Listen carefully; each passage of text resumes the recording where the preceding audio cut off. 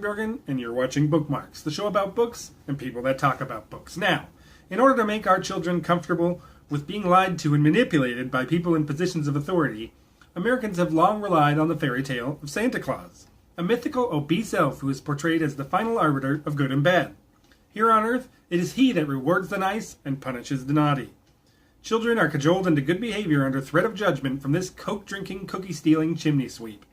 In order to prop up this sagging myth, the season is marked by a mad dash to buy everything in sight so that Santa Claus can reward all the children, because Americans also labor under the belief that they can do no wrong. This crass commercial Christmas is the unsurprising result of a centuries-old tradition dreamed up by white Protestant New York businessmen who invented Santa Claus to subdue and exploit the lower classes. In order to disseminate the message and indoctrinate the buying public as quickly as possible, propagandistic songs filled with mirth and cheer were spread by the opportunistic parasites that populate the pop music industry.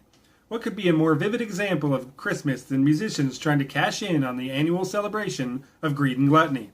Which brings me to my next guest. He is a musicologist and the author of the book 40 Ounces of Cheer, Music for a Modern Christmas. Ladies and gentlemen, please welcome to the show, Mr. Nick St. Kringle. Mr. St. Kringle, welcome to the show. Merry Christmas, Bjorn. Yes, well, moving on. Why don't you tell us about the book? Are you Jewish? Excuse me? I just wondered if you were Jewish. I mean, is that why you don't want to talk about Christmas? I want to talk about your book, and I'm not Jewish, I'm fictional. There's a lot of fictional people that celebrate Christmas, Bjorn. Santa Claus. Are you going to tell us about the book? What you need is a cup of cheer, guy. You got to get in that holiday spirit. This is a show about books, Mr. St. Kringle. You should check out my book of new Christmas songs. New Christmas songs? I was under the impression that the main deceit of Christmas is that it's based in tradition that somehow transcends time. I myself believe that Christmas is a living tradition. It's vibrant, it's agile, and the only way it's going to survive is if it reflects the shared commonalities of the billions of celebrants who participate in the celebration every year around the world. And what if all they have in common is avarice and greed? What if all that unites the adherents of the cult of Claus is the desire for personal gain? No gift is given without a giver. You see gratitude as greed and ignore the generosity that's required to create the gratitude in the first place. There's nothing generous about using gifts to manipulate behavior. Santa Claus isn't invading house after house out of the goodness of his heart. He's the avatar unfit parents use to judge the behavior of their children. I thought you wanted to talk about my book. It's pretty difficult to defend calling it a book. I mean, it's literally just a collection of songs in no particular order. I've spent my entire adult life collecting holiday songs. Let's talk about some of the song titles.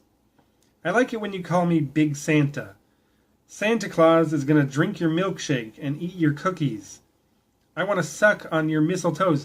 Do you really want to see these incorporated into Christmas tradition? Children's choirs singing Jingle My Bell? You're taking a small sample and holding it up as the thesis of my work? It's almost like you're intentionally misunderstanding. Suck my candy cane, says the song of the same name.